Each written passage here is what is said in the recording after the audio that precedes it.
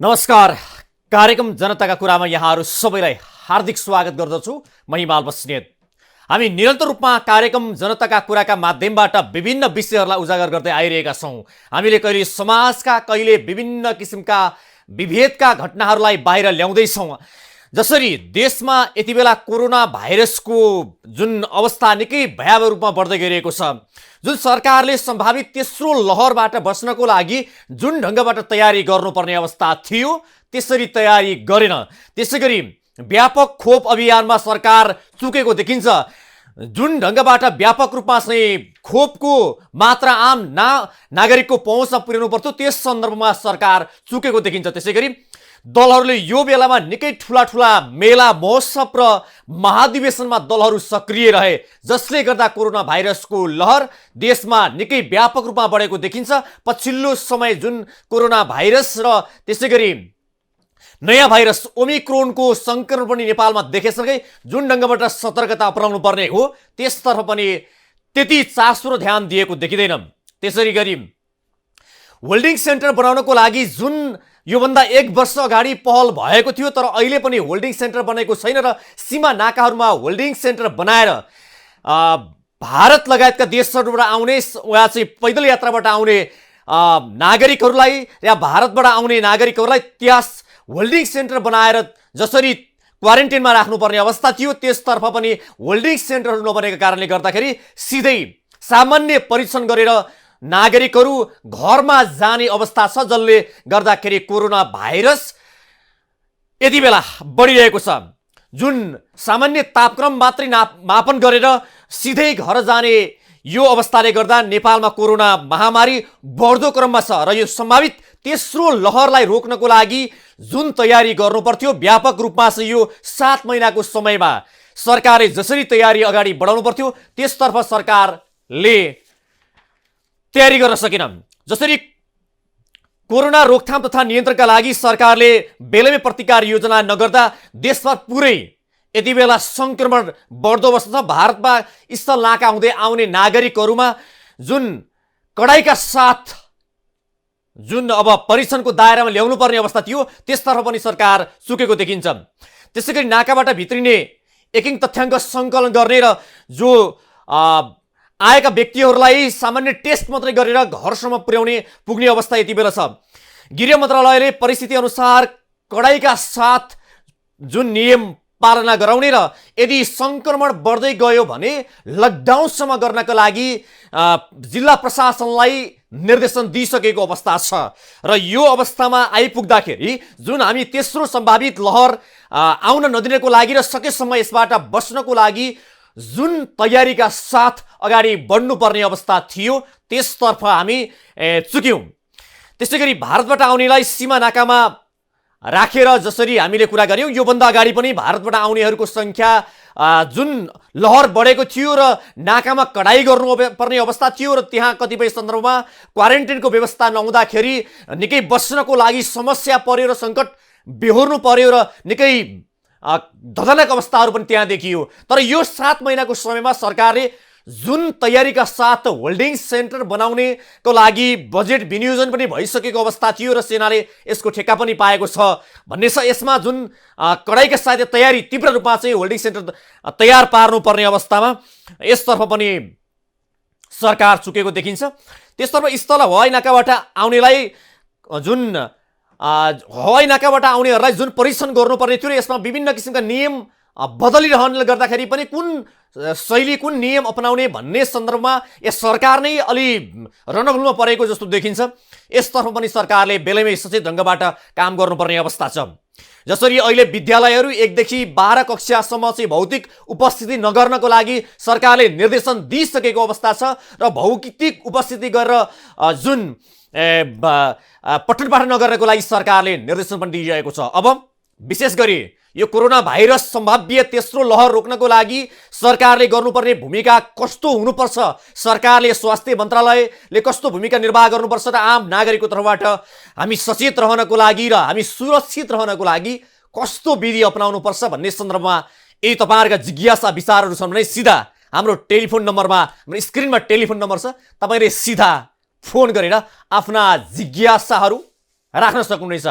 हामी यिनै विषयवस्तुमा केन्द्रीकृत भएर आज कुराकानी गर्नेछौँ र त्यसै गरी पछिल्लो समय नेपालमा भ्रष्टाचारका विषयमा पनि हामीले विभिन्न किसिमका बहस यस कार्यक्रमको माध्यमबाट उठाइ नै रह्यौँ। कार्यक्रम जनताका कुराका माध्यमबाट हामीले देशमा भइरहेका जुन भ्रष्टाचारका विषय छन् यिनै विषयहरूमाथि केन्द्रीकृत भएर बहस छलफल र परामर्श पनि गरिरहेका छौँ र त्यसका लागि हामीले खबरदारी पनि यो कार्यक्रमको माध्यमबाट निरन्तर गर्दै आइरहेका छौँ। पछिल्लो समय जसरी नारायणी दरबार सङ्ग्रहालयलाई रेस्टुरेन्ट बनाउने, त्यहाँ रेस्टुरेन्ट निर्माण गर्ने भनेर जुन बतास कम्पनीलाई त्यहाँ टेन्डर आह्वान गरेर बतास कम्पनीले त्यो प्रक्रिया अगाडि बढाएको विषय बाहिर आएसँगै बतास कम्पनीले गर्दै आइरहेका पछिल्ला उसका जुन विवादित श्रृङ्खलाहरू छताछुल्ल भएर पोखिएका छन् र आम नागरिकले यस सम्बन्धमा प्रश्न उठाइरहेका छन्। जसरी बतास कम्पनीका बारेमा पछिल्लो समय जुन विवादित विषयहरू बाहिर आइसके पछाडि आम नागरिकबाट पनि आफ्नो आफ्नो किसिमबाट धारणाहरू सार्वजनिक भइरहेका छन् र मिडियाहरूले नै आफूले यसको लागि विभिन्न खबरदारी गर्दै आइरहेका छन् भने जो बतास कम्पनी भनेर जुन त्यो ग्रुपका अध्यक्षले पनि आम मिडियाहरूप्रति उहाँले ब्लेम लगाउनु भएको छ र एउटा चाहिँ कपोकल्पित भ्रामक समाचारहरू मात्रै छापेको भन्ने उहाँको एक किसिमको गुनासो पनि गर्नुभएको थियो।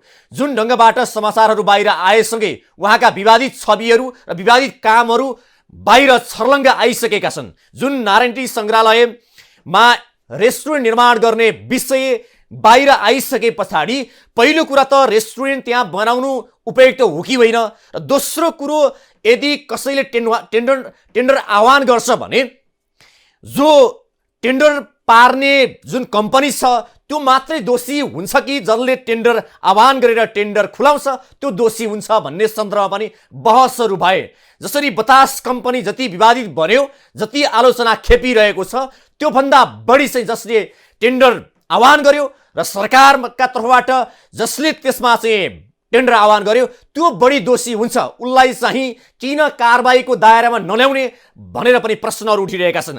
जसरी बतास कम्पनीले गरेका पछिल्ला जुन विवादित कामहरू पशुपतिमा जुन नेपाल भारत मैत्री धर्मशाला होटल जस्तो बनेको थियो र त्यसमा चाहिँ जो बतास कम्पनीले होटल आनन्द सञ्चालन गरिरहेको विषय बाहिर आयो र त्यसमा 400 बेडको क्षमता भएको जुन धर्मशालामा निःशुल्क बस्ने खाने व्यवस्था गर्नको लागि नेपाल भारत मैत्री ढङ्गबाट बनाएकोमा, तर यसमा बतास कम्पनीले यसमा चाहिँ 6800 एउटा बेडको लिँदै यो अत्यन्त चर्को मूल्यमा चाहिँ उसले यो जुन होटल सञ्चालन गरिरहेको छ। यसतर्फ पनि अब कतिपय ढङ्गबाट पावर र पहुँचको आधारमा आफ्नो तर्फबाट आफूलाई टेन्डर आफूमा चाहिँ पार्ने काम चाहिँ जुन बतास कम्पनीले गरिरहेको छ भनेर बाहिर कुराहरू सार्वजनिक भइरहेका छन्।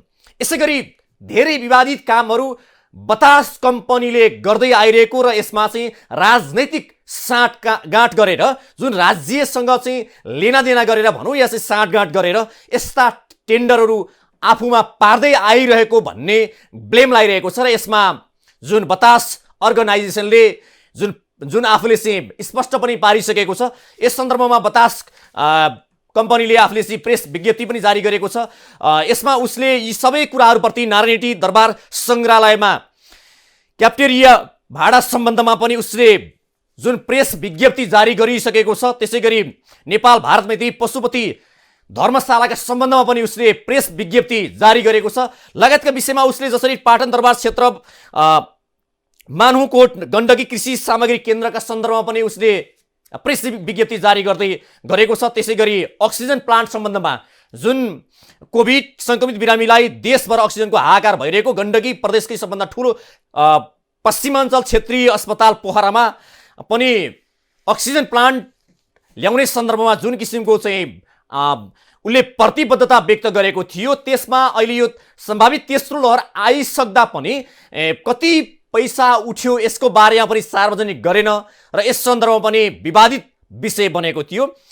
त्यसै गरी सेती नदी अन्तर्गत रामघाट र मोरे खरे क्षेत्रमा ड्याम निर्माण गर्ने सन्दर्भमा पनि विवादित बन्यो र यसमा यी जति ठेक्का उसले आह्वान आफ्नो पक्षमा पार्यो, यस सन्दर्भमा बाहिरी सन्दर्भबाट हेर्दाखेरि पहुँचको आधारमा, पावरको आधारमा, राजनैतिक सेटिङको आधारमा ठेक्काहरू बतास अर्गनाइजेसनले पार्दै आयो भन्ने किसिमका ब्लेम लागिरहेका छन्। कतिपय सञ्चार माध्यममा उहाँले आफ्ना चाहिँ जिज्ञासा या अन्तर्वार्ता दिने क्रममा उहाँले यी सबै भ्रामक र कपोकल्पित मात्रै हुन् र सञ्चार माध्यमले नबुझिकन यी काम गरे भनेर उहाँले प्रश्नोक्ति पनि दिनुभएको छ। कतिपय सन्दर्भमा उहाँले जुन विषयमा स्वीकारोक्ति पनि गर्नुभएको छ, जुन नेपालमा ठेक्का पार्नको लागि सेटिङ गर्नुपर्छ या केही भनौँ न सेटिङमा दिनुपर्ने अवस्था छ, त्यसमा चाहिँ केही खर्च गर्नुपर्छ भन्यो, सिधा अर्थमा घुस दिनुपर्छ भन्ने सन्दर्भमा उहाँले समर्थन जनाउनु भएको थियो। जुन ढङ्गबाट नेपालमा त्यो सम्भव छ र भन्ने किसिमको उहाँको अभिव्यक्ति थियो। जसरी पछिल्लो समय उहाँको त्यो अभिव्यक्तिबाट पनि के बुझ्न सकिन्छ भने नेपालमा ठेक्का पार्नेहरूले घुस दिएर मात्रै ठेक्का पार्दा रहेछन् भन्ने कुरा उहाँ स्वयंले भन्नुभएको छ। र जुन ठेक्का आफूमा टेन्डर आफूमा आह्वान गरेर आफूमा पार्नको लागि जुन घुस दिनुपर्छ भन्ने सवालमा उहाँले स्वीकारोक्ति जनाउनु भएको छ। यस सन्दर्भमा हामीले विशेष गरी आज नेपालमा पछिल्लो समय बढ्दो कोरोना भाइरस रोकथाम गर्नको लागि सरकारले खेल्नुपर्ने भूमिका र आम नागरिकको तर्फबाट र स्वास्थ्य क्षेत्रबाट जुन किसिमको चाहिँ भूमिका खेल्नुपर्छ, अस्पतालहरूले यस सम्बन्धमा कसरी चाहिँ भूमिका खेल्ने भन्ने सन्दर्भमा हामीले आज छलफल गरिरहेका छौँ। अहिले अब सम्भावित तेस्रो लहरलाई रोकथाम गर्नको लागि सरकारको भूमिका, आम नागरिकको एउटा सचेतना र जुन सरकारले दिएका निर्देशन पालना गर्नुपर्ने र अस्पतालहरूले र जुन क्षेत्रबाट चाहिँ जुन भूमिका खेल्नुपर्ने हो, यस सन्दर्भमा हामीले आज कुराकानी गरिरहेका छौँ। अहिले जताततै चर्चा छ त बतासको चर्चा छ। नारायणहिटी दरबार सङ्ग्रहालय परिसरभित्र रेस्टुरेन्ट सञ्चालन गर्न जथाभावी संरचना निर्माण गर्न थालेपछि व्यावसायिक समूह बतास ग्रुप विवादमा घेरिएको हो। यो समूहले हात पारेको अन्य थुप्रै व्यवसाय पनि विवादित बनेका छन्। बतास समूहले आफ्नो राजनैतिक र प्रशासनिक पहुँचको फाइदा उठाउँदै सार्वजनिक र सरकारी सम्पत्ति हात पारेको भन्दै केही दिन यता बतास समूहकै चर्चा चलिरहेको छ। जसरी यो चौतर्फी दबाव र किसिमको प्रश्न उठिरहेको सन्दर्भमा जुन जताततै उसले ठेक्का लिएको छ, यस सन्दर्भमा विवादित बनिरहेको अवस्थामा हामीले यस सन्दर्भमा यो वास्तवमा के हो र यसमा चाहिँ एउटा उहाँले जवाफ दिनुभएको छ, यो मिडियाले भ्रामक समाचार फैलाए भनेर उहाँ भनिरहनु भएको छ। र यस सन्दर्भमा हामीले एउटा रिपोर्ट तयार पारेका छौँ। यति बेला भने यो रिपोर्ट हेरौँ। अहिले जताततै चर्चा छ त बतासको।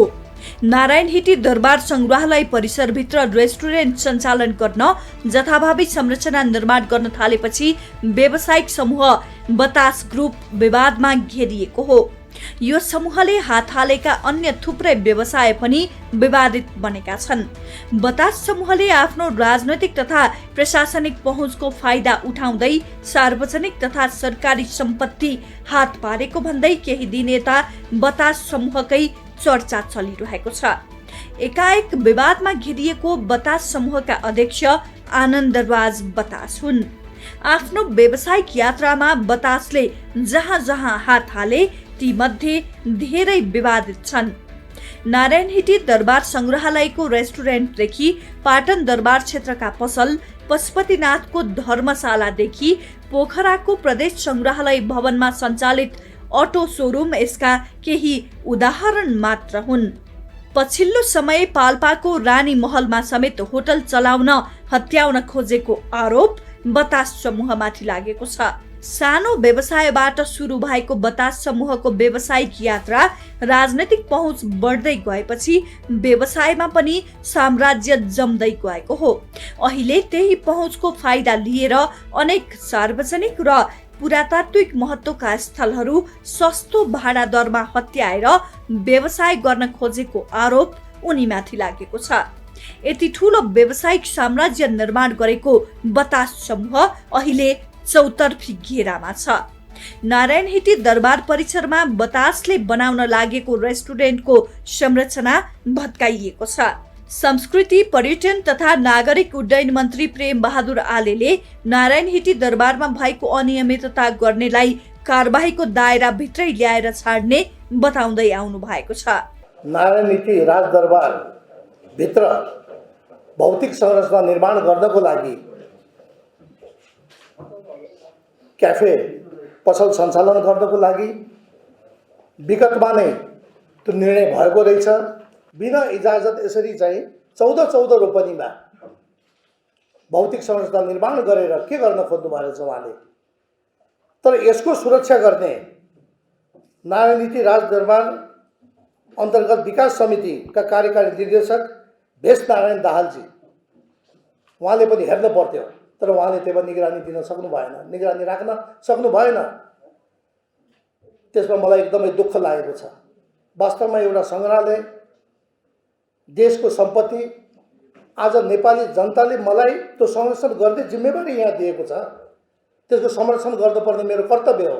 जसले यसमा कमी कमजोरी गरेका छन् ती सबैलाई कडाभन्दा कडा कारबाही गर्नको लागि हामी अगाडि बढ्नेछौँ। मन्त्री आलेले देशका अन्य भागमा पनि सम्पदा, धार्मिक स्थल, पुरातात्विक महत्त्वका स्थानमा अतिक्रमण र अनियमितता भइरहेको र यस्ता अतिक्रमण हटाउने दाबी गर्दै आउनु भएको छ। आज हाम्रो राज्यको सम्पत्ति यसरी दोहन भयो भने भोलि गएर हाम्रो त केही पनि बाँकी रहनेवाला छैन। यस्ता खालका विभिन्न ठाउँमा कब्जा हुने काम पनि भइरहेका छन्। थुप्रै ठाउँका उजुरीहरू पनि आएका छन्। यो एउटा उदाहरण मात्रै हो। यो राजनीतिक दलबाट म यो जिम्मेवारी प्राप्त गरिरहँदा 3 करोड नेपाली जनताले मलाई यो जिम्मेवारी सुम्पिँदा यहाँ भएका जति पनि अनियमितताहरू छन् यसलाई कडाइका साथमा छानबिन गर्ने र कारबाही गर्नको लागि नै म यहाँ आएको छु। यता नेकपा एकीकृत समाजवादी निकट युवा सङ्घ नेपालले पशुपति क्षेत्रभित्र रहेको सार्वजनिक सम्पत्ति अतिक्रमित भएको निष्कर्ष निकाल्दै फिर्ता ल्याइ छाड्ने प्रतिबद्धता जनाएको छ। देशैभर अतिक्रमित सार्वजनिक सम्पत्ति फिर्ता ल्याउने काममा साथ दिन पनि सबैलाई अपिल गरेको छ। सार्वजनिक सम्पत्ति लुटिने प्रयास भएको छ, त्यसलाई रोक्नका लागि, त्यसलाई जनतामा फिर्ता ल्याउनका लागि हामीले चाहिँ हिजोको निर्णय एउटा सार्वजनिक जग्गा, सार्वजनिक सम्पत्ति दुरुपयोग गरिरहेकोहरूको छानबिन गर्नका लागि उपमहासचिव कमरेड प्रवक्ता सञ्जीव राईको नेतृत्वमा एउटा कार्यदल बनाएका छौँ। त्यसले आफ्नो काम सुरु गरेको छ। आज हाम्रो यो प्रारम्भिक कुरा हो। प्रारम्भिक रूपमा हामीले अवलोकन गरेका छौँ र यो प्रारम्भिक अवलोकनको क्रममा म यो हाम्रो धर्मशालालाई होटलको रूपमा चलाइरहेको व्यवस्थापन समूहलाई जति काम भएको छ यहीँनिर रोक्न र बाँकी कुराहरू अगाडि चाहिँ एउटा निष्कर्ष नपुगेसम्म रोक्नका लागि म अनुरोध गर्दछु। र हाम्रो यो अभियान निरन्तर जारी हुनेछ। काठमाडौँ मात्रै होइन, काठमाडौँ बाहिरका जहाँ जहाँ हाम्रा सार्वजनिक सम्पत्तिहरू चाहिँ हडपिएका छन् अथवा अतिक्रमित भएका छन् त्यो सम्पत्ति फिर्ता ल्याउनका लागि हाम्रो पहल हुनेछ। यसका लागि तपाईँ पत्रकार साथीहरू र आम जनसमुदायलाई चाहिँ सहयोग गरिदिनको लागि अनुरोध गर्दछु र अपिल गर्दछु। यसैबीच बतास समूहको नारायण हिटी परिसरमा संलग्नता बारे छानबिन गर्न पर्यटन मन्त्रालयले ओम प्रसाद लुइटेलको संयोजकत्वमा छानबिन समिति गठन नै गर्यो। छानबिन समितिले क्यान्टिन क्याफेटेरियाले प्रयोग गर्न पाउने क्षेत्रफल र स्थान स्पष्ट सीमाङ्कन नगरी क्यान्टिन क्याफेटेरिया सञ्चालन गर्न दिइएको पाइएको प्रतिवेदन बुझाएको छ। समितिले ठेक्का दिँदा नै मिलोमतो गरेर दिइएको निष्कर्ष पनि निकालेको छ। बी म्यानेजमेन्ट प्रणालीले अनुमति पाएको भन्दा बढी क्षेत्रफलको जग्गामा स्वीकृति नदिई नयाँ संरचनाहरू निर्माण गरेको देखिएकोले निर्माण कार्य तत्काल रोकी सम्बन्धित निकायबाट आवश्यक कारबाही हुनुपर्ने देखिन्छ भनेर यसरी हामीले सुझाव तथा निष्कर्ष राखेर यो प्रतिवेदन। बतास समूह विवादबारे टिप्पणी गर्दै नेकपा एमालेका अध्यक्ष केपी शर्मा ओलीले वर्तमान सरकारले नक्कली ज्वाइँ खडा गरेर नारायण हिटी दरबार संग्रहालय खाएको बताएका थिए। तर सत्तारूढ गठबन्धनको तर्फबाट यस विषयमा कुनै प्रतिक्रिया आएको छैन। प्रधानमन्त्री शेरबहादुर देउवाको पनि यस विषयमा कुनै धारणा सार्वजनिक भएको छैन। तर बतास समूहमाथि कारबाही चलाएका सम्बन्धित मन्त्रालयका मन्त्री आलेलाई भने प्रधानमन्त्री देउवाले प्रोत्साहन गरेको जनाइएको छ। त्यही जोगाउनको लागि त मेरो पार्टीले मलाई यहाँ जिम्मेवारी दिएको छ। सम्माननीय प्रधानमन्त्रीज्यूले मलाई विश्वास गरेर यो ठाउँमा जिम्मेवारी दिनुभएको छ। त्यो सहज स्वीकार गरेर त्यो चुनौती पार गरेर यसलाई समाधान गर्नको लागि म यहाँ आएको छु। जति सक्छु मैले त्यति मैले गर्छु। त्यो त उहाँको अनुमान मात्रै होला। तर उहाँले ठिक छ, उहाँले अब राज्यको सम्पत्ति जबरजस्ती कब्जा गर्न पाइन्छ भनेर जुन चाहिने अब के भनौँ दुस्साहस त नभनौँ, जुन आँट गर्नुभयो नि त्यो उहाँलाई धेरै महँगो पर्यो। त्यो नगर्ने काम उहाँले गर्नुभयो। स्वयं पर्यटन मन्त्रीले नै सम्पदा, धार्मिक स्थल, पुरातात्विक महत्त्वका स्थानमा अतिक्रमण र अनियमितता भइरहेको बताइरहँदा अब अतिक्रमित क्षेत्र फिर्ता आउला त, अनियमितता गर्नेलाई कारबाही होला त भन्ने प्रश्न उब्जिएको छ। यति ओम्नी हुँदै बताससम्म पुगेको ठूलो अनियमितताको श्रृङ्खला चाँडै नै टुङ्गिन्छ वा एकपछि अर्को चलि नै रहन्छ। सरकार यस्तो मिलोमतोमा हुने भ्रष्टाचार विरुद्ध कसरी प्रस्तुत हुन्छ त्यसैमा निर्भर गर्छ। जसरी यति ओम्नी लगायतका विभिन्न किसिमका यस्ता कम्पनीहरू विवादित बन्दै गइरहेका थिए, जसरी योभन्दा अगाडि पनि विवादित बन्दै गएका र यो टेन्डर पार्नको लागि राजनैतिक सेटिङ र पहुँच या पावरको आधारमा यस्ता ठेक्का टेन्डरहरू पार्दै आइरहेको भन्ने विषय बाहिर आइरहन्थ्यो र विवादित पनि बन्दै गइरहेका थिए। पछिल्लो समय यो बतासको हावा जताततै चल्यो र यो बतास के हो र यसले के गरिरहेको छ, जुन धेरै विवादित विषयहरू बाहिर आइसके पछाडि जुन नारायणहिटी दरबार सङ्ग्रहालय लगायत जुन सेती नदीमा बालुवा गिटीलाई 35 वर्षसम्म त्यहाँ चाहिँ उसले उत्खनन गर्ने विषय आइसके पछाडि यो के हो त भन्ने सन्दर्भमा आम नागरिकमा एउटा चासो पनि देखियो र हामीले यस सन्दर्भमा यो जुन बतास समूहले जुन पछिल्लो समय देशका विभिन्न ठाउँमा जुन किसिमको टेन्डर पार्दै काम गर्दै आइरहेको छ, यसमा प्रत्येक टेन्डरहरूमा विवादित बन्दै आइरहेका छन् र यसमा सेटिङ नै गर्यो भनेर भन्ने आधार त देखिँदैन। किनभने जुन सेटिङ गर्यो, जुन एउटा पावर र पहुँचको आधारमा गर्यो भन्ने विषयमा जुन उहाँको स्वीकारोक्तिलाई आधार मान्ने हो भने उहाँले स्वीकार गर्नुभएको छ, ताकि कुनै टेन्डर पार्नको लागि कुनै घुस बिना या भनौँ या चाहिँ कुनै खर्च नगरिकन पार्ने अवस्था छैन भन्ने सम्बन्धमा उहाँले स्वीकारोक्ति गर्नुभएको थियो। गत हप्तादेखि बतास अर्गनाइजेसनका विरुद्ध विभिन्न छापा सञ्चार माध्यमहरूमा या चाहिँ विभिन्न टेलिभिजनहरूमा विभिन्न किसिमका समाचारहरू आए। यस सन्दर्भमा उहाँले कडा रूपमा आलोचना गर्नुभएको छ, ताकि यो भ्रामक समाचार हो भनेर जुन उहाँले यसको प्रेस विज्ञप्ति गर्दै यसको खण्डन समेत गर्नुभएको छ।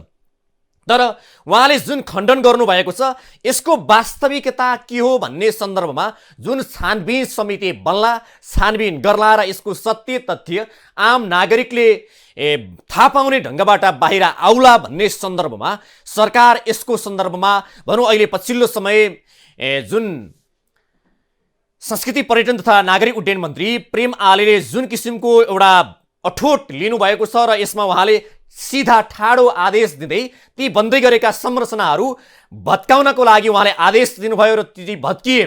तर जुन भत्काउने काम भयो, भत्किए, यसले मात्रै पक्कै नपुग्ला। किनभने जुन हिजो त्यो टेन्डर आह्वान गर्ने, किनकि एउटा देशको ऐतिहासिक स्थललाई एउटा सामान्य रेस्टुरेन्ट बनाउने सन्दर्भमा कसले आह्वान गर्यो टेन्डर, यस सन्दर्भमा पनि पक्कै छानबिन गर्नु पर्ला र जसले टेन्डर आह्वान गर्यो त्यसलाई पनि कारबाहीको दायरामा ल्याउनु पर्ला या छानबिन गर्नु पर्ला या के सन्दर्भमा के कारणले गर्दा यो टेन्डर आह्वान गरियो यो विषयमा पनि पक्कै पनि छानबिन गर्नु पर्ला। तर यस सन्दर्भमा प्रेम आलेले कतिको दर्विलो खुट्टा टेकेर यस सन्दर्भमा स्टेप आफ्ना पाइलाहरू अगाडि बढाउनु होला।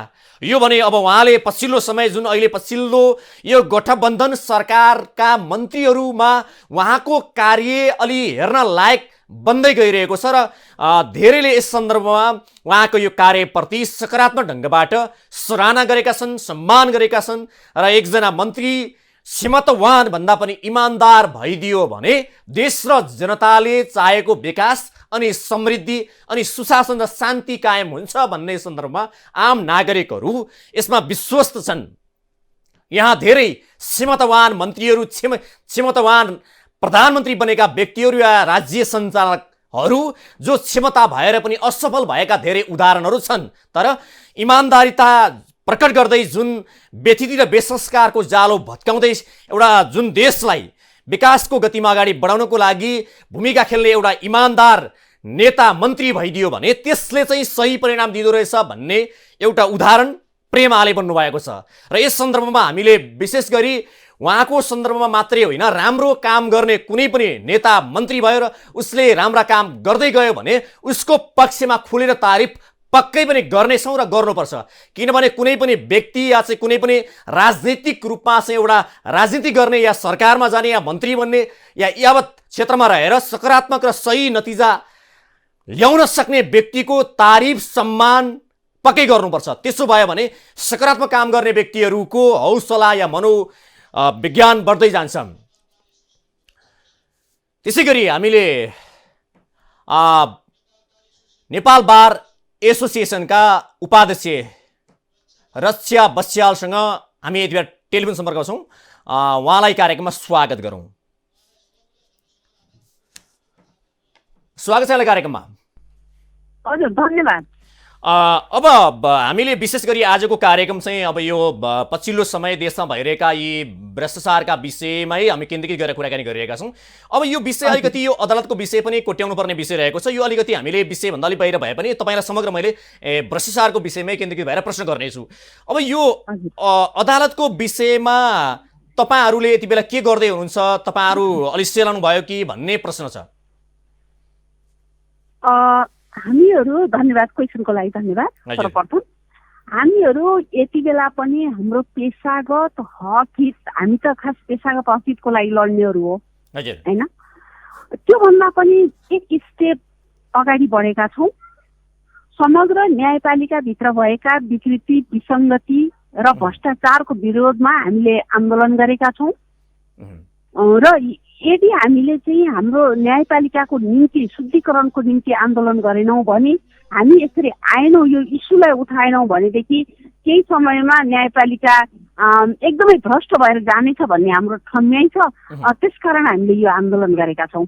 अब विषय रह्यो जस्तो तपाईँहरूले आन्दोलन गर्नुभयो, तपाईँहरूको आन्दोलनले दियो चाहिँ परिणाम के दियो? तपाईँहरूले लामो समय आन्दोलन गर्नुभयो। ओके, यसको लागि चाहिँ अब हेर्नुहोस्, यसको 2-3वटा पाटालाई हेर्नुपर्ने हुन्छ। हजुर, सबैभन्दा सुरुमा मैले भनिहालेँ, हामीले आफ्नो जिम्मेवारी एक नागरिकका हिसाबले होइन, हामीले हाम्रो उसलाई चाहिँ अगाडि बढाएका छौँ आन्दोलनलाई। अब यसले के दियो भन्दाखेरि हामीले सुधारका 17वटा बुँदाहरूलाई स्पष्ट रूपमा राखेका छौँ। त्यो मध्येको हाम्रा महत्त्वपूर्ण बुँदाहरू मध्ये एउटा चाहिँ हामीले यो गोला प्रथा, यद्यपि यसको फेरि पनि अगाडि बढ्दाखेरि यो अटोमेसनमा जानेसम्म छ है। अहिले सर्वोच्च अदालतमा गोला प्रथा सुरु भएको छ। प्रधान न्यायाधीश चोलेन्द्र शमशेर जवारा ज्यूले उहाँ असक्षम हुनुहुन्छ भनेर हामीले आरोप लगाएका छौँ र एकजना असक्षम व्यक्तिको नाम हकमा होइन, उहाँले चाहिँ न्याय परिषद, न्याय सेवाको अध्यक्षता गर्न सक्नुहुन्न, उहाँले समग्र न्यायपालिकाको अभिभावकत्व निभाउन सकिराख्नु भएको छैन भनेर चाहिँ हामीले, त्यो हाम्रो आरोप छ र त्यो कुरा हामीले यति बेलासम्म प्राप्त गरेका छौँ। अहिले सर्वोच्च अदालतमा गोला प्रथा छ। कसैको विवेकमा होइन, कसैको दया मायामा मुद्दा हेर्ने र मुद्दा छिन्ने प्रथाको अन्त्य भएको छ र त्यसै गरी न्याय सभाको बैठक बस्न पाइराखेको छैन। न्याय परिषदको बैठक बसेर आफूलाई मन लागेका व्यक्तिहरूलाई नियुक्ति वा गर्न सक्ने कुरालाई चाहिँ हामीले अहिलेसम्म रोक्न सकेका छौँ। यो हाम्रो उपलब्धि हो। अब तपाईँहरूले जुन एजेन्डा सहित अगाडि बढ्नु भएको छ, यसलाई तार्किक निष्कर्ष भन्छ नि, तार्किक निष्कर्षमा पुर्याएर जुन तपाईँहरूले आफ्नो एजेन्डा लिनु भएको थियो, जुन कुनै समयसम्म उहाँले राजीनामा नदिएसम्म हामी पछि हट्दैन भन्ने त तपाईँहरूले भन्नुभएको थियो, तर उहाँको राजीनामाको विषयमा कुरा गर्दा राजीनामा पनि दिनु भएन। यो विषय तार्किक निष्कर्षमा पुर्याउनु त तपाईँहरूले सक्नु भएन फेरि? ल, यो यस्तो हेर्नुहोस्, यो कस्तो छ भनेदेखि अब हामीले आम जनताहरूलाई पनि बुझाउन नसकेको होइन, तपाईँहरू जस्तो पत्रकारलाई पनि बुझाउनमा केही कमी रहेको छ भन्ने हामीले फिल गरेका छौँ। हामी त्यो कुरा के हो भन्दाखेरि हाम्रो आन्दोलनको एक मात्र उद्देश्य प्रधान न्यायाधीश चोलेन्द्र शमशेर जवारा बुझाउन सक्नु भएन भन्ने लाग्छ कि हामीले तार्किक निष्कर्ष पुर्याउन सकेनौँ भन्ने लाग्छ? तार्किक निष्कर्ष होइन, त्यो मात्रै होइन, त्यो जस्ट एउटा हो कि हामीले जुन समग्र न्यायपालिका सुधारको विषयलाई लिएर आएका छौँ, त्यो न्यायपालिका सुधारको निम्ति उहाँले अब यी समस्याहरू समाधान गर्न सक्नुहुन्न। त्यसकारण तपाईँले बाटो खोलिदिनुहोस्, छोडिदिनुहोस्, खुल्ला गरिदिनुहोस् भनेर हामीले ल्याएको एउटा मात्रै हो, त्यो एउटा हो। एउटा विषय नि हजुरलाई मैले प्रश्न गरिहालेँ। अब जस्तो चोलेन्द्र शमशेर जबरा हटेर केही फरक पर्दैन, अर्को चोलेन्द्र त्यहाँ जन्मिने हो, यो चाहिँ एकजना पात्र फेरिँदैमा सर्वोच्च अदालत भित्र हुने जुन भ्रष्टाचारको विषय त बाहिर आम नागरिकमा छ्यापछ्याप्ती छ, यहाँ भित्र हुन्छ भनेर हरिकृष्ण कार्कीको विषय भइहाल्यो। अब यो विषय चाहिँ तपाईँहरूको जस्तो एकजना व्यक्ति हट्दैमा अर्को व्यक्ति आउँदैमा त्यो फरक पार्छ? होइन, त्यसो पनि होइन। हजुर, यो हो के भन्दाखेरि हरिकृष्ण कार्कीको प्रतिवेदन मात्रै होइन, नेपाल बार एसोसिएसनका पटक पटकका प्रतिवेदनहरू हामी निर्वाचित भएर कार्य समितिमा आइसकेपछि हामीले 6 गते 76 सालको वैशाख 6 गते हामीले पदभार ग्रहण गरेपछि 10 गते नै हामीले सम्माननीय प्रधान न्यायाधीशज्यूलाई भेटेका छौँ र हामीले यी मागहरू राखेका छौँ। न्यायपालिकाको शुद्धिकरणका लागि प्रधान न्यायाधीशज्यू तपाईँले यो कुरा गर्नुपर्छ भनेर भनेका छौँ।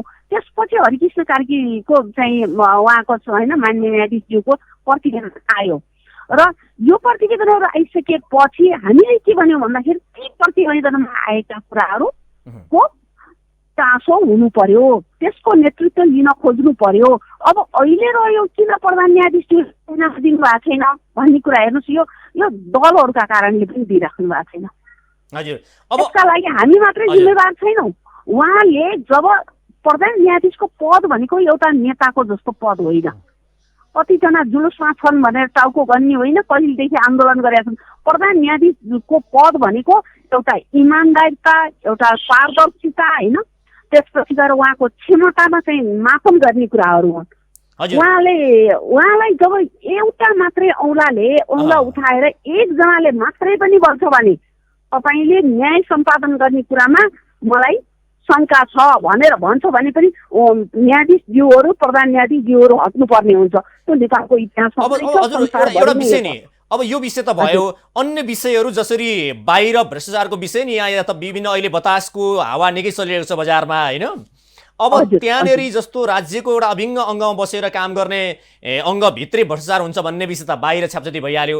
अब बाहिर यो यति उम्ने बतास लगायतका विभिन्न निकायहरूले भ्रष्टाचार गरेको भनौँ या भित्र सेटिङ गरेको भन्ने विषय बाहिर आउँछ। यस सन्दर्भमा तपाईँहरू कतिको जानकार हुनुहुन्छ? हामी अहिले यति बेला चाहिँ कुन संस्थाले कति भ्रष्टाचार गर्यो भन्दा पनि हामी चाहिँ न्यायपालिकाको शुद्धिकरणका लागि के एजेन्डाहरूलाई कसरी अगाडि बढाउनु पर्छ भन्ने विषयमा चाहिँ लागिरहेका छौँ होइन। अब यो त समग्र देशको स्थिति हो, हेर्नुहोस् यसमा त राजनीतिक दल वास्तवमै उनीहरू जहाँ छन् नेतृत्वमा छन् या प्रतिपक्षमा छन् कुनै जिल्लाको कुरो अझै हामीले अहिले न्यायपालिकाको बारेमा जुन विषयहरू उठाइरहेका छौँ यो त वास्तवमै भने राज्य प्रणालीसँग सम्बन्धित विषय होइन। कार्यपालिका व्यवस्थापिका र न्यायपालिका यसरी खोच्याएर हिँडिरहेको बेलामा अब चुप लागेर बस्छन् सबै राजनीतिक दलहरू बोल्दैनन्। कार्यपालिका न्यायपालिका र व्यवस्थापिका शुद्धिकरणको विषय रह्यो होइन? होइन, हामीले न्यायपालिका शुद्धिकरण हो। ठिक छ, तपाईँहरूको त्यो जस्तो न्यायपालिका अब बाहिरको हामीले विशेष आज जोड्न खोजेको चाहिँ भ्रष्टाचारको विषय पनि हो होइन, तपाईँहरूले भनौँ न अब न्यायपालिका भित्रै भ्रष्टाचार छ भन्ने विषय पनि रह्यो। अब जुन किसिमको अनियमितता भ्रष्टाचार बढिरहेको अवस्थामा तपाईँहरूले बाहिरी विषयमा उठेका यी भ्रष्टाचारका विषय या अनियमितताको विषयमा चाहिँ कसरी चाहिँ तपाईँहरू अघि बढ्दै हुनुहुन्छ? होइन, हामी त चाहन्छौँ नि समग्र देश नै होइन एउटा त्यस्तो खालको बाटोमा हिँडोस् जुन जनताको अपेक्षा छ। हाम्रो ड्युटी पनि हो यो, एउटा आम नागरिकको नाताले पनि, एज ए कानुन व्यवसायीको नाताले पनि होइन हामी त चाहन्छौँ।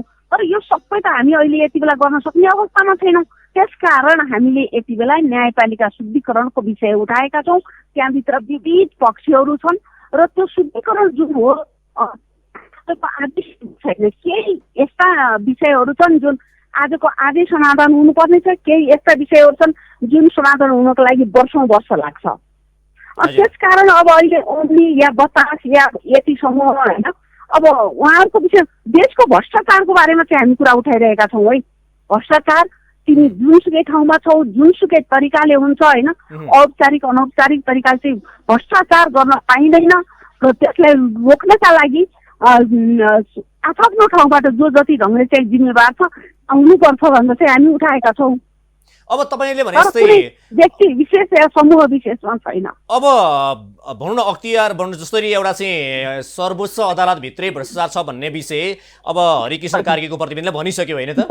हजुर हजुर अब अख्तियार के अरे सर्वोच्च अदालतभित्रै भ्रष्टाचार छ भनिसके पछाडि अब आम नागरिक चाहिँ अब भ्रष्टाचारको विषयमा भनौँ अब अन्य विषयमा न्याय खोज्नको लागि कहाँ जाने होला त? होइन, न्याय खोज्न न्यायालय नै आउने हो, तर त्योभन्दा पहिला न्यायालयभित्रका विकृति विसङ्गतिका बारेमा हामीले जुन आन्दोलन गरिरहेका छौँ हामीलाई साथ दिनु पर्यो। न्याय खोज्न त अन्त कुनै ठाउँै छैन। त्यसकारण हामी यो संस्थालाई यो न्यायपालिकालाई शुद्ध राख्न चाहन्छौँ, सुदृढीकरण गराउन चाहन्छौँ र आउने ठाउँ त यही नै हो। अब तपाईँहरूको जस्तो तपाईँले भने जस्तै यही न्यायालयलाई शुद्धिकरण गरिसके पछाडि अन्य क्षेत्रमा हुने भ्रष्टाचारका विषय या व्यतिथिका विषय यी यावत विषयहरूलाई समाधान गर्नको लागि यो क्षेत्र पहिला शुद्धिकरण गर्नुपर्छ भन्ने हो तपाईँहरूको एजेन्डा? हजुर यदि जस्तो तपाईँहरूले भने जस्तो अब यो सर्वोच्च भनौँ या चाहिँ न्यायालयलाई शुद्धिकरण गर्यो भने, न्यायालय शुद्धिकरण भयो भने अन्य क्षेत्रमा हुने भ्रष्टाचारका विषय, अनियमितताका विषय, सेटिङका विषय या विभिन्न विषयहरू छन्, ती विषयहरू समाधान गर्नको लागि पहिलो न्यायालय शुद्धिकरण गरियो भने त्यस पछाडि अन्य क्षेत्र शुद्धिकरण हुँदै आउँछन्, गर्न सकिन्छ भन्ने हो। स्योर। यसमा के हो भने हेर्नुहोस्, जब हामी खोलाको पानी फोहोर छ भन्छौँ नि, खोलाको पानी फोहोर छ भनेर एक ठाउँमा चाहिँ त्यो पम्प लगाएर सफा गरेर सफा हुँदैन। त्यसको लागि मुहान सफा गर्नुपर्छ, यो पहिलो शर्त हो है। र दोस्रो शर्त के हो भन्दाखेरि त्यो मुहानबाट आएको पानी सफा गर्ने जुन छ नि पार्ट्सहरू होइन, त्यो पनि सफा हुनुपर्छ कि। अब यो त्यसका लागि चाहिँ न्यायपालिका पहिला हामीले शुद्धिकरण गरौँ। न्यायपालिका चाहिँ शुद्धिकरण गरिसकेपछि न्यायालयमा आउने चिजहरू, त्यहाँ आउने विवादहरू प्राकृतिक हुन्छन् होइन, न्याय पाउने खालका हुन्छन्, उसले आफ्नो ड्युटी गर्न सक्छ। अब जब न्यायालय राजनीतिको कुरा गर्नुभयो, राजनीतिको चाहिँ सेटिङले त तपाईँहरूलाई पनि त बिगार्यो नि होइन र? राजनीति पहुँच र पावरले त तपाईँहरूलाई नि बिगार्यो होला पक्कै पनि। हामीलाई त यदि नागरिकको हिसाबले त अब एकदमै होइन, मलाई थाहै छैन भन्न मिल्दैन। केही हदसम्म यो नागरिक भएको नाताले होइन, यो देशको निम्ति खेल्नुपर्ने भूमिकामा कहीँ केही कमी रह्यो होला, अन्यथा अरू कुरा त मलाई बिगार्यो भन्ने लाग्दैन है। हस्, कार्यक्रममा जोडिनु यहाँलाई धन्यवाद छ। थ्याङ्क यू सो मच है, थ्याङ्क यू। पछिल्लो समय जुन भ्रष्टाचारका विषयमा हामीले नियमित रूपमा उजागर गर्दै र यो भ्रष्टाचार कहाँ भइरहेका छन्, कसरी भइरहेका छन् र यसलाई समाधान गर्नको लागि सम्बन्धित राज्यका निकायहरू के गरिरहेका छन् भन्ने सन्दर्भमा हामीले खबरदार गर्दै आइरहेका छौँ। जुन सेटिङका कुरा आउँछन्, भ्रष्टाचारका कुरा आउँछन्, अनियमितताका कुरा आउँछन्, यी यावत विषयमा बाहिर सार्वजनिक भएसँगै ती सार्वजनिक हुन्छन् र त्यसमा केही समय निकै गाईगुई पनि चल्छ र त्यस सन्दर्भमा छलफल हुन्छन्, विभिन्न किसिमका बहस होलान्, त्यसमा चाहिँ छानबिन समिति पनि बन्ला। तर त्यो केही समयमै त्यो सेलाउँछ, त्यो हराउँछ र त्यस विषयमा प्रश्नहरू उठ्दैनन्। तर कारबाही प्रक्रिया अगाडि बढाउनको लागि छानबिन समिति बन्छ, तर त्यो समिति पनि कुनै सन्दर्भमा राजीनामा दिएर हिँडेको सन्दर्भ हुन्छ, कुनै सन्दर्भमा चाहिँ त्यो कमिटी नै काम नगर्ने अवस्थामा पुगेको अवस्था हुन्छ। यस्ता यावत विषयहरू व्यापक रूपमा सार्वजनिक भइरहेका छन्। यसमा कतिपय व्यक्तिहरूको के धारणा छ भने हरेक क्षेत्रमा राजनीतिक सेटिङले गर्दा बिगार्यो, चाहे त्यो अदालतमा होस्, चाहे त्यो विभिन्न किसिमका चाहिँ ठेक्का पट्टादेखि लिएर हरेक क्षेत्रमा होस्, यो राजनीतिक सेटिङ भन्ने शब्दले बिगार्यो भनेर धेरै व्यक्तिहरूले स्वीकारोक्ति गर्छन्। र यहाँ धेरै क्षेत्रमा या चाहिँ भनौँ न्यायालयमा भन्नुहोस् या चाहिँ अख्तियारमा भन्नुहोस् लगायत यावत क्षेत्रमा चाहिँ राजनीतिक सेटिङ गरेकै आधारमा चाहिँ यी यावत क्षेत्रहरू विवादित बने र अहिले चाहिँ जुन विवादित कार्यहरू बाहिर आउनुको मुख्य कारण भनेको राजनीतिक पार्टीहरू भित्र रहेर जुन कार्यहरू हुन्छन् यसमा भागबण्डा गरिन्छ। यसले गर्दाखेरि यी धेरै क्षेत्रहरू विवादित बन्दै आइरहेका छन् भन्ने विषय बाहिर आइरहेको छ।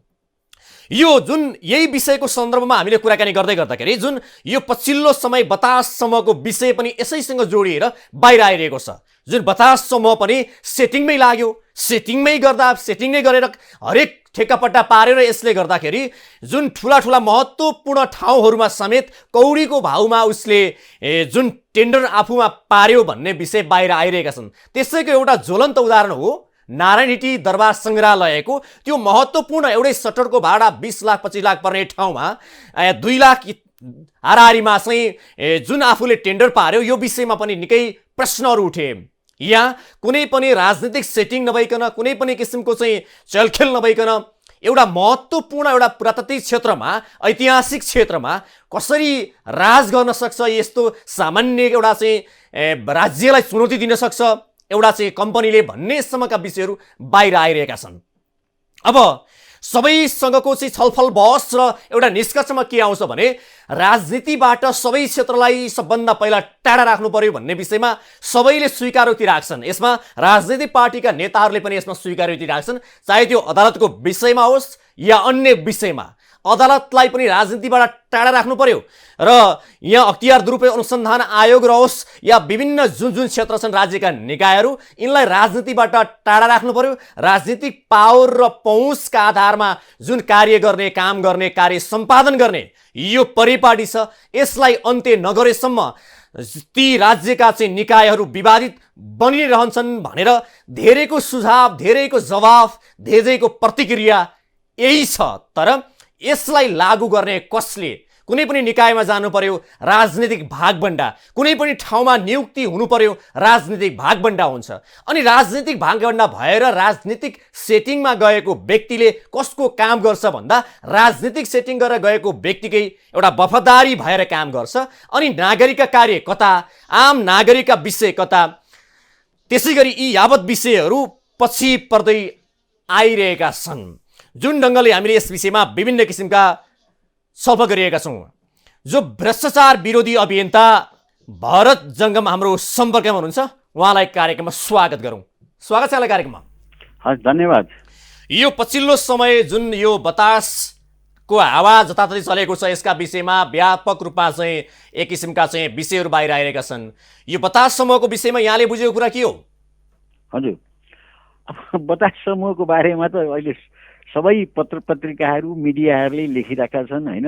हजुर, अब तपाईँहरूले पनि बुझ्नु भएको छ, मैले पनि बुझाएको छु, अरूले पनि बुझाएको छन्। अब तपाईँ पार्टिकुलर कुन चाहिँ मतलब विषयमा तपाईँ सोध्नु चाहनुहुन्छ मलाई बताउनुहोस्। मैले सोध्न चाहेको जस्तो बतास समूह जसरी विवादमा आयो, यो नारायण हिटी दरबार सङ्ग्रहालयको बारेमा जुन विवाद आइसकेपछि न यसको सबै कुरा बाहिर आइपुग्यो। हो, बाहिर पोख्यो। यो पोखिसके पछाडि यो विषयमा चाहिँ जुन उनले जवाब दिएका छन्, जुन चाहिँ बतास कम्पनीका अध्यक्षले, चेयरम्यानका अध्यक्षले जवाब दिनुभएको छ, उहाँले चाहिँ जो सबभन्दा पहिला कसले ठेक्का आह्वान गर्यो त्यसलाई खोज्नुहोस् न, कारवाही गर्नुहोस्, मलाई किन गर्नुहुन्छ, म त एउटा व्यवसाय गर्ने व्यक्ति हुँ भनेर उहाँले जवाब दिइरहनु भएको छ। यस सन्दर्भमा मैले तपाईँलाई प्रश्न गरेँ सिधा। अब एउटा मतलब के भने व्यवसायीले भन्नुहोस् अथवा चाहिँ नि काम गर्ने व्यक्तिले जवाफ दिने तरिका त्यही हो। मैले जुनसुकै तरिकाले नै पैसा कमाउनु पर्छ भन्ने उहाँको ध्येय छ। पैसा फ्याँक, पैसा कमाऊ। मैले पैसा फ्याँकेको हुँ, मैले पैसा कमाएको हुँ। उनले सोधे के भन्छ भने कर्मचारी तन्त्रलाई मैले मिलाएको छु, कर्मचारी तन्त्रबाट मैले चाहिँ मतलब के सबै मिलाएर यो चाहिँ लिएको हो। अब सबैले गरेका छन्, मैले पनि त्यही गरेका हुँ भनेपछि त लेनदेनको कुरा त भइहाल्यो। फेरि दोस्रो कुरा के छ भने तपाईँको जुन चाहिँ नि यो नारायण हिटी सम्पदाको चाहिँ नि कुरा छ, त्यहाँ त उनले कानुन बमोजिम गरेको छैन भन्ने कुरा त पर्यटन मन्त्रालयको सहसचिवको टोलीले छानबिन गरेर चाहिँ नि ठहर गरिहाल्यो नि। त्यो मतलब के भने विधि सम्मतै छैन त्यो ठेक्का। जुन चाहिँ क्यान्टिन एउटा चाहिँ लगाउनखेरि विधि सम्मत छैन। तिनटै चाहिँ नि के अरे कम्पनी त्यही समूहको छ भनेपछि मिलो मतोमा भयो। बाहिर टेन्डर आह्वान भएको होइन, टेन्डर आह्वान भएको कागजमा देखाइयो होइन। त्यो कागज पनि सार्वजनिक टेन्डर आह्वान गरी सूचनासम्म गरेको देखाइयो। कागजपत्र मात्रै मिलाइयो भन्नुहोस् न, यति नै हो कुरा। कागजपत्र मिलाउनु भनेको साँठगाँठ मिलाउनु हो होइन। अहिले भेषनारायण चाहिँ मतलब के भने दाहालले राजीनामा पनि गर्ने अवस्था आयो। सिइओले राजीनामा गरिसके, उनको चाहिँ मतलब के भने दोषी ठहरिसकेपछि त त्यो सारा अब दोषी भइहाल्यो नि। अब यो जस्तो के अरे जुन यो बतास समूहको विषयमा त नेपाल भारत मैत्री धर्मशालाका सन्दर्भमा पनि विषय छ होइन। अब सेती नदीको विषयमा नि त्यतिकै विषयहरू छन्, धेरै विवादित विषयहरू छन् नि। यो एउटा चाहिँ एउटा कम्पनीले जुन किसिमका कार्यहरू गरिरहेको छ, यसमा पछिल्लो समय छताछुल्ला भएपछि प्रत्येक विषयमा विवाद छ, विवादित विषय बाहिर आयो। यो चाहिँ उहाँले जवाब दिएको जवाब पक्कै तपाईँले सुन्नुभयो होला। उहाँले त जुन ढङ्गले जवाब दिनुभएको छ, एउटा व्यवसायीले जवाब दिए स्वाभाविक। म त मतलब के भने अदालत जान्छु, मैले चाहिँ मतलब के भने राइट स्थापित गरिसकेको छु, मेरो अधिकार स्थापित गरेको छु भन्ने कुरा चाहिँ नि उहाँले गर्नुभयो होइन। तर जतिसुकै गरे तापनि उहाँले फट्याइ गरेर चाहिँ नि मतलब के भने अधिकार स्थापित गरेको कागजपत्र मिलाएको भन्ने कुरा देखिसकेपछि त भोलि अदालतले त्यही कुरो त खोज्छ उहाँले त्यो आफ्नो फेस सेभ गर्नको लागि तत्काल चाहिँ नि नैतिकतालाई बचाउनको लागि तत्काल चाहिँ लाज बचाउनको लागि उहाँले आफ्नो बोलेको हो होइन। अब मलाई के लाग्छ भने उहाँले हात हालेको सबै चाहिँ नि मतलब के चक्कापट्टाहरू अब हरेक मान्छे चाहिँ नि कर्मचारीले सिग्नेचर गर्न शङ्का गर्छन् कसैले पनि अब चाहिँ नि मतलब के भने रिस्क लिन्छन् जस्तो मलाई लाग्दैन। जस्तो अहिले उसमा पनि छानबिन भइसक्यो तपाईँको के अरे पिङ्गला थानको जुन 25 करोडको लागतमा भारत सरकारले नेपाल सरकारलाई मतलब के भने धर्मशाला बनाउन भनेर दिएको हेर्नुहोस् त्यो नेपाल सरकारले कोषलाई हस्तान्तरण गर्यो पशुपति विकास कोषलाई। पशुपति विकास कोषसँग साँठगाँठ मिलाएर यिनले चाहिँ नि होटल खोल्ने गरे होइन। ल ठिकै छ होटल मात्र खोलिदिएको त्यो भवनभित्र तपाईँको अरू कम्पनीहरूलाई उनले टुक्रा टुक्रा कोठा चाहिँ के अरे भाडामा लगाएर बढी पैसा कमाउन थाले। एउटा कुरा चाहिँ मैले तपाईँलाई क्लियर गर्न आएँ सबभन्दा पहिला जुन नारायण हिटी दरबार सङ्ग्रहालयको विषयमा नि उहाँ म दोषी छैन भनेर भन्दै हुनुहुन्छ कोही न कोही त दोषी पक्कै होला त्यो सन्दर्भमा दोषीको उहाँ दोषी भएको कुरा त अहिले छानबिनमा आइसक्यो। अब त प्रश्न भइसक्यो नि किनभने नेपाल सरकारको सहसचिव स्तरको कमिटीले 3 जना कमिटीले चाहिँ नि गर्दा उनको चाहिँ नि मतलब के टेन्डर विधिवत छैन त्यस कारणले यसमा चाहिँ नि भेषनारायणको चाहिँ नि मतलब के भने सिइओ को चाहिँ नि गल्ती छ र लिने पनि गल्ती दिने पनि गल्ती भइहाल्यो नि त्यहाँ त। अब उसले जेसुकै बोल्नु न उसले बोलेर के फरक पर्छ र। अब यस्ता सन्दर्भमा नि जस्तो सर यो सन्दर्भमा प्राय भनौँ न तपाईँले सिइओ भेषनारायण दाहालले चाहिँ राजीनामा दिनुभएको छ यहाँ त यो हरेक विषयहरू बाहिर आउँछन् अनि यसै गरी गुपचुप हुन्छन् कारवाही प्रक्रिया अघि बढ्दैन यस सन्दर्भमा के कारवाही प्रक्रिया अघि बढेर कारवाही होला र? कारवाही हुन्छ जस्तो लाग्छ यसमा चाहिँ नि किनभने अब नेपाल सरकारको चाहिँ नि उनलाई त पावरफुल मान्छे चाहिँ नि उनले सोझै भनेका छन् मेरो चाहिँ नि मतलब के अरे शेरबहादुरको मान्छे म हुँ भनेका छन्। शेरबहादुरको श्रीमती आरजु देउवाको चाहिँ नि मतलब फोटो उनको चाहिँ नि वेबसाइटमा सल्लाहकारको रूपमा छापिएको छ भनेपछि यिनी चाहिँ नि शक्तिशाली छन् भन्ने कुरा देखियो। तर मैले हटाउन चाहिँ भनौँ न एउटा चाहिँ अपडेट गर्न पाइनँ भनेर उहाँले जवाब दिँदै हुनुहुन्थ्यो कुनै सञ्चार माध्यममा। होइन त्यसै मतलब के भनेदेखि जेसुकै भए तापनि यिनले बदमासी गरे यिनी चाहिँ नि नैतिक रूपले यिनले चाहिँ नि मतलब सबै कुरो छोड्यो भने राम्रो हुन्छ होइन। यिनी कारवाही भने कारवाहीमा पर्दै जान्छन् बिस्तारै। अब यिनको पक्षमा कसैले पनि सिग्नेचर गर्दैन जसरी आरजु देउवाले पत्रकार सम्मेलन गरेर म छैन है भन्नु पर्यो नि त्यसै गरिकन शेरबहादुर देउवाले यो मेरो मान्छे होइन है भन्नुपर्छ। अब कतिपय सन्दर्भमा चाहिँ पर्यटन मन्त्री हुँदाखेरि योगेश भट्टराईको विषय पनि मुछिएर बाहिर आएको थियो उहाँको पनि कुनै संलग्नता छ कि भन्ने विषय नै पहिला बाहिर प्रश्न आयो उहाँको विषयमा तपाईँले बुझेको कुरा के हो? होइन योगेश भट्टराईको अतिरिक्त तपाईँको चाहिँ मतलब के भनेदेखि रविन्द्र अधिकारीको पनि यहाँ संलग्नता देखियो कि यो केसमा। उनलाई त यद्यपि रविन्द्रजी त मृत्यु भइसक्यो उहाँ होइन तर पनि रविन्द्र अधिकारीदेखिकै मतलब भन्नुको अर्थ ओलीको चाहिँ नि संलग्नता देखियो थियो कि रविन्द्र अधिकारीको नि संलग्नता देखिने त्यसपछि योगेश भट्टराईको नि संलग्नता देखिने र त्यही भित्रको चाहिँ नि मतलब के भने आले त त्यही भित्रको चाहिँ नि मतलब हुनु हो होइन एउटै समूह नै हो। हिजो चाहिँ नि योगेश पर्यटन मन्त्री हुँदा आले पनि वन मन्त्री नै थिए नि। अब यतापट्टि तपाईँले भने जस्तै फेरि नारायण हिटी चाहिँ भनौँ न एउटा कौडीको भाव दिने भनेर चाहिँ भनौँ न शेरबहादुर देउवालाई चाहिँ केपी शर्मा ओलीले दोष लगाइरहनु भएको छ त्यसो ढङ्गबाट हेर्दाखेरि आजु राणाको चाहिँ त्यहाँ फोटो छ भन्ने विषय बाहिर आइसकेपछि घाउ लागेको ठाउँमा चाहिँ नि मतलब कोट्याउनु स्वाभाविक हो हेर्नुहोस्।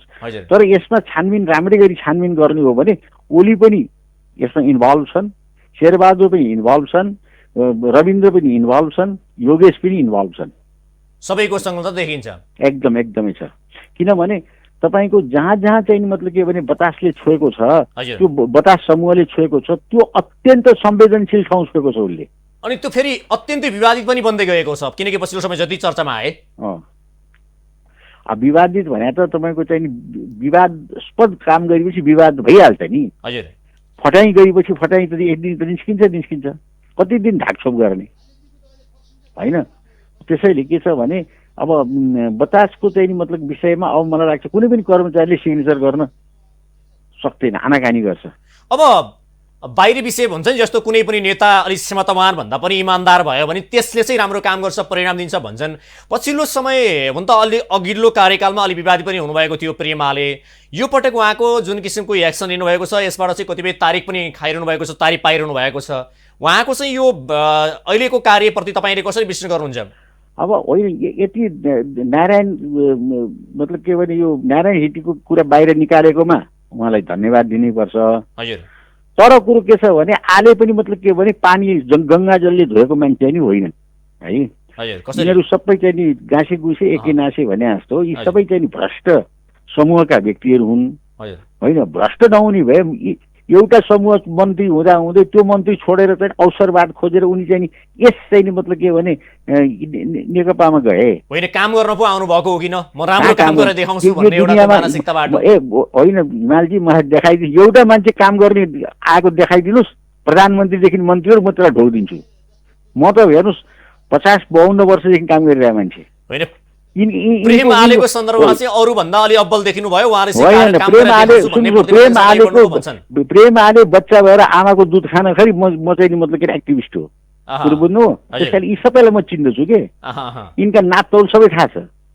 काम गरेर परिणाम देखाउने उहाँमा पनि त्यो यो यति नै हो। योभन्दा अगाडि उहाँका चाहिँ फर्दर स्टेप कार्यहरू सम्मानजनक हुन्छन् भन्ने लाग्दैन?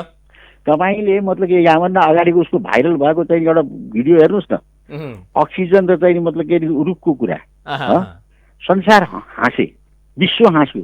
नेपालमा यस्ता पनि मन्त्री हुँदो रहेछन्, नेपालमा यस्ता मन्त्री हुँदो रहेछन् कि रुखले चाहिँ मतलब कार्बन डाइअक्साइड के अक्सिजन दिन्छ अथवा कार्बन डाइअक्साइड दिन्छ, मान्छेले चाहिँ मतलब के दिन्छ भनेर उल्टो कुरा गरेर दुनियाँ जग हँसायो नि त्यसले। होइन, कुनै पनि पात्र कुनै कालखण्डमा नराम्रो होला या चाहिँ उसले गलत कार्य गर्ला, फेरि आएर उसले आफूलाई सचिएर राम्रो काम पनि त गर्न सक्ला। अब राम्रो काम त उसले चाहिँ मतलब भण्डाफोर गरौँ न। अहिले ल प्रेम आलेलाई म यहीँबाट मतलब के भने सूचना गर्छु अथवा अनुरोध गर्छु, उनले वाइट बडीको अहिले मन्त्री उनी हुन्। पर्यटन मन्त्री चाहिँ वाइट बडी काण्डको।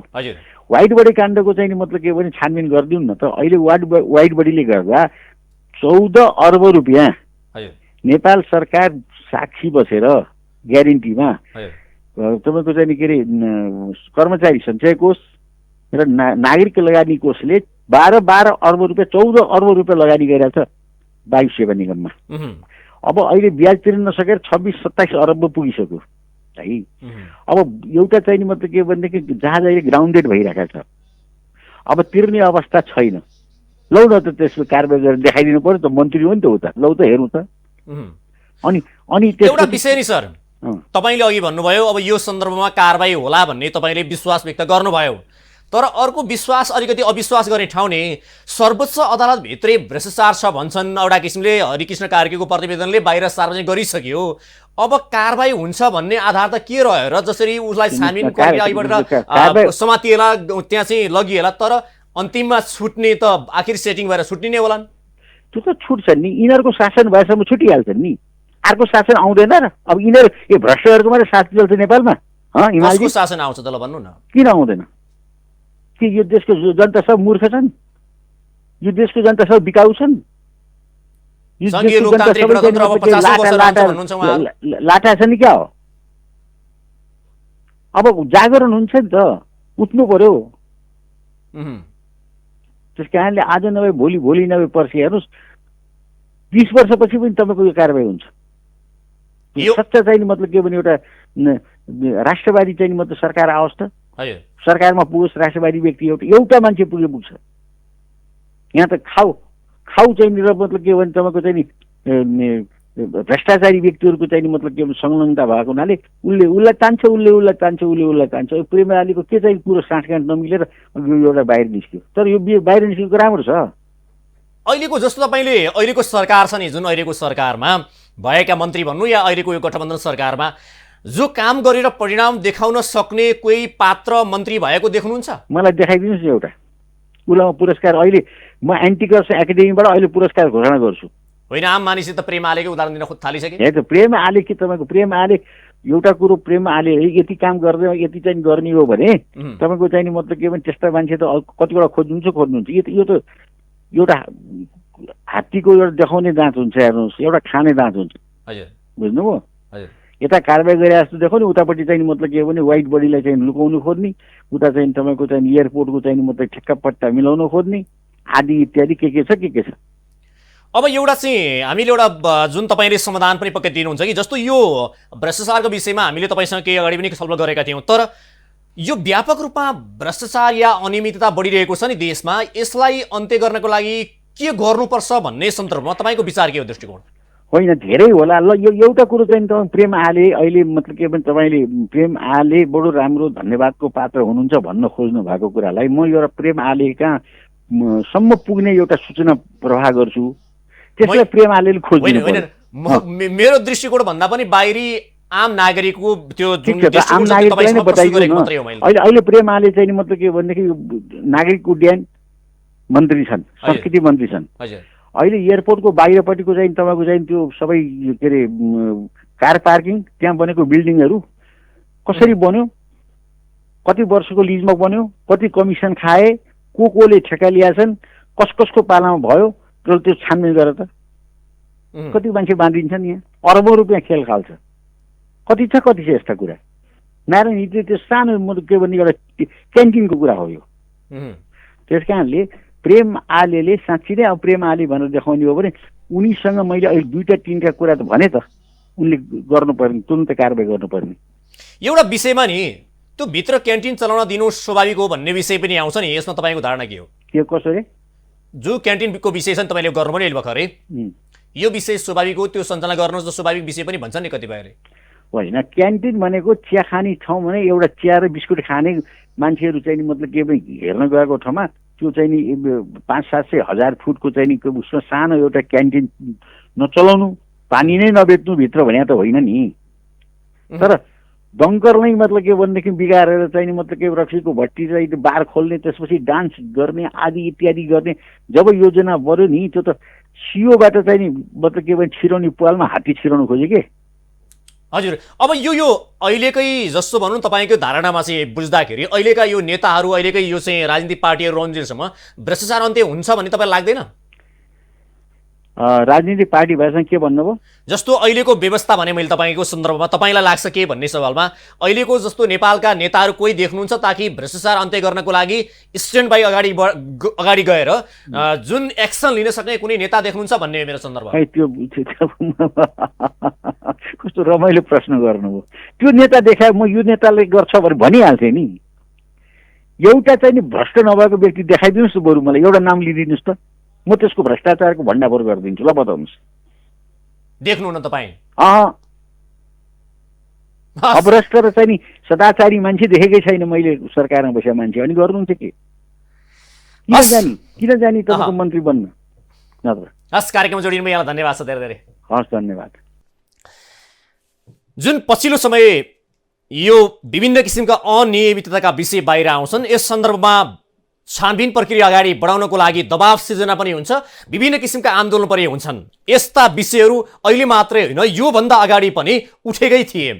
भ्रष्टाचारको विषय आज मात्रै होइन, आजभन्दा धेरै अगाडिदेखि उठेको छ। यो अनियमितता गर्ने विषय, जो सेटिङ गर्ने भन्ने विषय, यो विषय पनि नौलो रहेन। यो विषयमा पनि धेरै छलफल भए, धेरै त्यस्ता जिज्ञासाहरू आए, धेरै त्यस्ता डिबेटहरू पनि भए।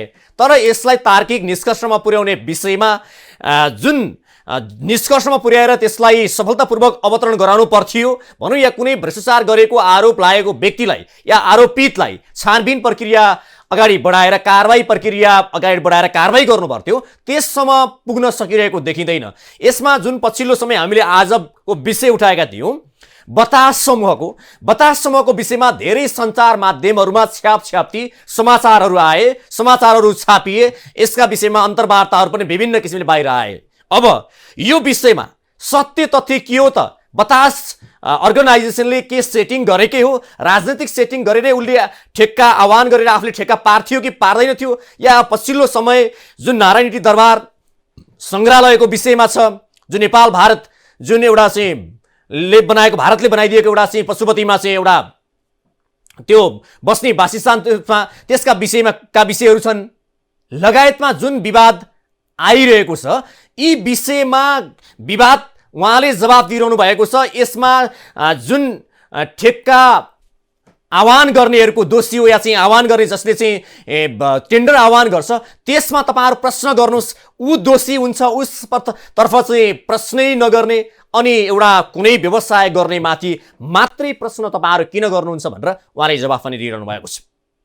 विशेष गरी आज हामीले देशमा भइरहेको अनियमितताको विषयमा जुन सेटिङका विषयमा सेटिङ हुन्छन् राजनीतिक पहुँचका आधारमा भन्ने विषय बाहिर आइ नै रहेका छन् र यस विषयमा राज्य सरकारमा बस्ने सम्बन्धित क्षेत्रका व्यक्तित्वहरूले कसरी भूमिका निर्वाह गर्नुपर्दछ र यस सन्दर्भमा सरकारले चाल्ने भूमिका कस्तो हुन्छ या अहिलेको सरकारमा जुन सरकारमा रहेका मन्त्रीहरूसँग पनि कतिपय व्यक्तिहरूको धारणा छ कि विश्वास छैन कि कुनै पनि व्यक्ति एउटा चाहिँ अनियमितताबाट टाढा छैनन् भन्ने विषयहरू हरेक व्यक्तिले व्यक्त गरिरहनु भएको छ। आज हामीले विशेष गरी यही सन्दर्भ र कोरोना भाइरसको जुन माहौल पछिल्लो समय देशमा बढिरहेको छ र यसको लागि राज्य सरकारले या स्वास्थ्य मन्त्रालयले यसलाई न्यूनीकरण गर्नको लागि बेलैमै सचेतना अपनाउनु पर्थ्यो, त्यो अपनाएन। भ्याक्सिनका कुरा छन्, सीमा नाकाका विशेषण यावत विषयमा जुन ढङ्गबाट चाहिँ सरकारले भूमिका खेल्नु पर्थ्यो यस सन्दर्भमा सरकारले चुकेको छ भन्ने विषय पनि बाहिर आइरहेको छन्। यस सन्दर्भमा आज हामीले विशेष गरी यी यावत विषयमा केन्द्रित भएर कुराकानी गर्यौं। यो सँगै आजको यो जनताका कुराको विशेष कार्यक्रमको निर्धारित समय सकिएको छ। हामीहरू सबैलाई बिदा दिनुहोस्। नमस्ते।